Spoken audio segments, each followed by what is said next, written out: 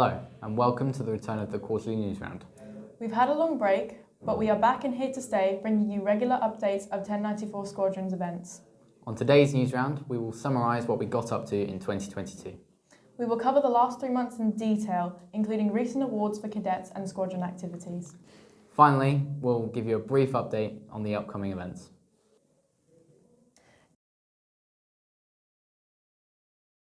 In the last year, 1094 Squadron has been busy attending a variety of activities from station visits to wing-wide events. In May and June, we attended competitions like Eastern Sector and Wing Field Day for Bedfordshire and Cambridgeshire Wing. We won Sector Field Day and achieved second place for aircraft recognition on Wing Field Day. Here's Sergeant Russell Cook, the IC for Sector Field Day, to recap the competitions in more detail. How did you find Sector Field Day?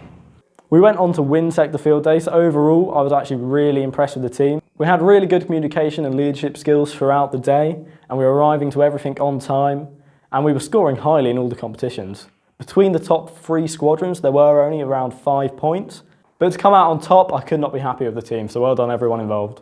Were there any struggles with any of the events? So I'd say one of the biggest struggles for us was that we decided to bring all of our newest recruits. We wanted to get them into the mindset of what competing against other squadrons is actually like. So we gave them time to meet other cadets from around the sector, obviously compete and work as a team and learn how other teams worked as well. So it was really just a learning opportunity for the cadets. And then one of the areas that I think we struggled on most was probably first aid, mainly due to kind of a lack of communication, and obviously there were some with less experience than others. But I'd say overall we did do really well. So for the newest recruits in our squadron, I honestly could not be happier with how they performed on that day. What was your best event? I think our best event was leadership, purely due to just the enthusiasm put in by every single last one of the team members. Because we had to assemble this kind of massive pipe system from the PT kits that we were given. And we had to run back and forth with shopping carts and all sorts. So for the team to communicate well, going along long distances and keeping morale up for the whole time, they honestly did really well. Have you got any improvements that you'll make for this year? This year, to improve, I'd like to have more preparation time with the team for Sector Field, just so we can learn the ins and outs of every competition we'll be doing on the day, so we can score as highly as possible in every competition. Throughout June and July, the squadron attended various visits to military bases, including one to RAF Lakenheath, the home of the F-35A and the F-15E aircraft. We were able to visit several areas of the base, including air traffic control, the jet engine workshops and the flight medium section, which tests pilots' fitness for flying fast jets. Cadets were able to try on the $400,000 F-35 helmets and even had the experience of an F-35 fly past.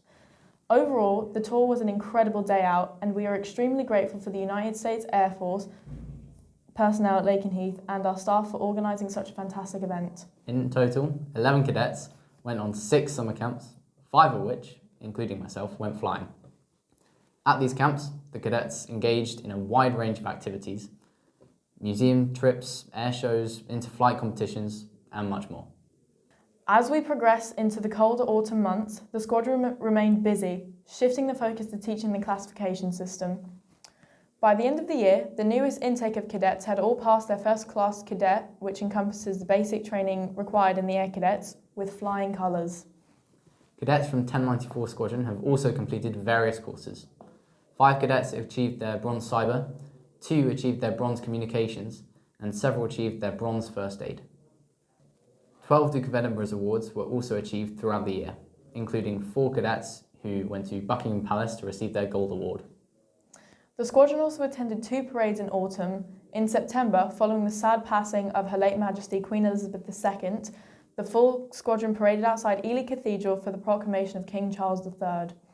We also paraded on Remembrance Sunday to pay respects to all those who died in servitude during World War I and all other global conflicts. Finally, to conclude the highly eventful year, we held a Christmas party held at the squadron. Don't forget, you can find information about all these and any future events by following us on Facebook and Instagram, links which are in the description. Now, a closer look at the first 3 months of 2023. On the 6th of January, 1094 returned after the Christmas holidays. The senior NCOs delivered a presentation on the aims for the new year and the flight system. Due to an increase in cadets and over 40 new recruits in the waiting list, we created a new third flight.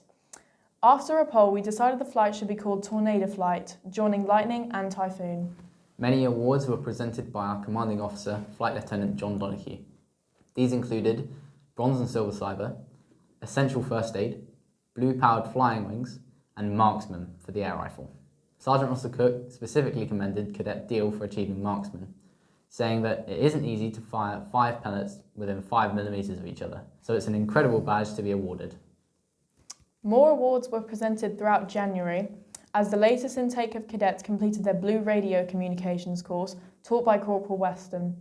Skills attained from this course can be used in a variety of different situations, from fieldcraft operations to litter picking for D&V.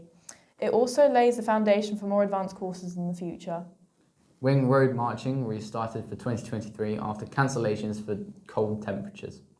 15 cadets walked 20 kilometres training for the Wendell Walk, which is 25 miles each day for 2 days, and the Nijmegen, which is 100 miles in 4 days.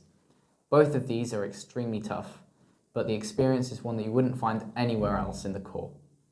12 of our cadets were trained on our flight simulator and completed the Blue-Powered Flying Ground School. Here is one of their instructors to talk more about it. What facilities do we have to teach the Blue PTT course? We have a state-of-the-art flight sim, which was given to us by Sim2Do, which is based at RAF Mildenhall. Myself and Sergeant Carter have both taught the Blue Part-Task training course to about 20 cadets. The main aim of the Blue PTT course is to familiarise cadets with the instruments and control surfaces of an aircraft before they go off for their air experience flight. It sets the groundwork for everything else that you will learn in the future in terms of aviation. More awards were presented after the completion of the Bronze Radio Communications course. The cadets that attended were taught by expert staff members about all things radio and participated in activities such as reciting the phonetic alphabet as fast as they could. After their lessons, the cadets took practical and written exams. All of the cadets on the course went home with a brand new badge to put on their brassard and the qualifications to teach the Blue Radio Communications course. On the 5th of February every year, the Air Training Corps celebrates its anniversary. This year, 12 cadets and 3 uniformed staff members attended the Wing Parade in Bedford to commemorate 82 years of the Air Cadets. Some cadets even met the parade's reviewing officer, Air Vice Marshal Richard Madison, who is the officer commanding 22 Group. 22 Group is the section of the RAF dedicated to training and runs the Air Cadets. He has overseen more than 1,200 air experience flights and had many conversations with cadets from our wing. The Air Vice Marshal even offered to fly one of our own sergeants if we ever visited his flight training school. Altogether, it was a brilliant way to celebrate the Corps' anniversary. The squadron adjutant, who attended the parade, remarked, "I am very proud of all the cadets and staff from 1094 Parade today. They all represented the squadron fantastically, as well as showing the wing and the Corps in the best possible light. Each of you should be proud of yourselves." Later in February, 4 cadets went gliding for the first time, bringing our total up to 8 places this year. I went gliding at RAF Ely Sqn. So what I did on my first flight, the pilot showed me like all the controls and the local area, local features such as a racetrack that was there. And then he ran me through the controls. And then on the second flight, I took control for about 5 minutes. So when I was on the ground, I connected the winch to the glider quite a few times, and they said I was quite good at that. And then I assisted with the takeoff, which is where I had to hold the wing level and then say the commands and then run with it until it flew out of my hands. How did you find your experience of your first ever flight? Enthralling, because the takeoff was quite sudden and I could feel the G's. 1094 Squadron also held its annual dining-in night in February. This formal dinner is always a great experience for all cadets and staff of the squadron. The food was excellent and a major from the United States Air Force was our guest speaker. Many comments were made on this spectacular event by cadets and staff, as you can see displayed currently. During February, the squadron attended many events, for example, Eastern Sector Shooting Weekend. On the Saturday, 5 cadets completed their initial weapons training course and their weapons handling test on the BSA Scorpion multi-shot air rifle. Consequently, all of these cadets were able to fire the rifle at other shooting events. Another 5 participated in the live firing marksmanship training the next day. By the end of the week, 4 trained shot awards, 4 marksman awards, and even an advanced marksman award were achieved by the cadets. Congratulations to all those who attained these awards. Shooting is not an easy skill. That weekend, the senior NCOs hosted a pre-JNCO course at the squadron. We interviewed some of the cadets that attended the course to gain an insight on what the cadet run course was like. So I actually really enjoyed it, and I think it gave me a great insight to what's needed and what you need to do to become a corporal. I think that the pre-GNCO course was a great experience. It gave me a lot of insight into being a junior non-commissioned officer. I think it's a great course to go on, and it was great fun. So on the pre-GNC course we did leadership skills, a bit of PT, which was quite fun. We learnt about the history of the Corps, which is very important when becoming a corporal, and that was followed by a test later on to test our knowledge. We also learnt about presentation skills and what's the best way to captivate your audience and make it interesting. Marching, drill commands, so learning how to project your voice and take control of a squad. Also being assessed on our personal drill as well. My favourite part was probably the leadership, as I really enjoyed that and the tasks were great fun. The most challenging part of the course for me was probably presentation skills and followership in the leadership tasks. Presentation skills because I had to learn how to project my voice and speak clearly to the audience without looking away, maintaining eye contact. And with the followership, I struggled initially, but eventually I got the hang of it.